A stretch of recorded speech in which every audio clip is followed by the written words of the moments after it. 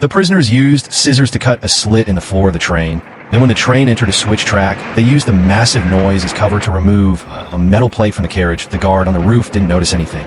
Next, they inserted the removed metal plate into the floor gap. Through the joint efforts of several people, they successfully pried open a large hole in the floor. But at this moment, the train was moving very fast. Even if they escaped from here, they would certainly be killed by the fall. So now was not the time to escape. Only when the train was about to enter the station and the speed came down could they continue their action. Jimmy took the lead and gave everyone a demonstration. He crawled out of the hole his body slid along the tracks for a distance, then released his hands and landed smoothly.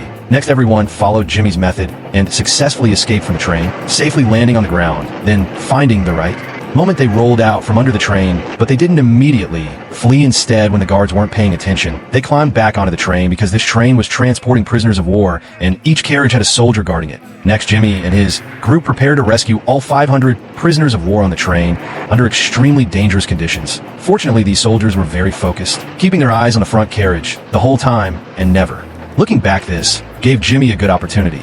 A sneak attack. He quietly climbed behind the soldier and strangled him unconscious with a rope. Then he changed into the soldier's uniform, disguising himself as a guard.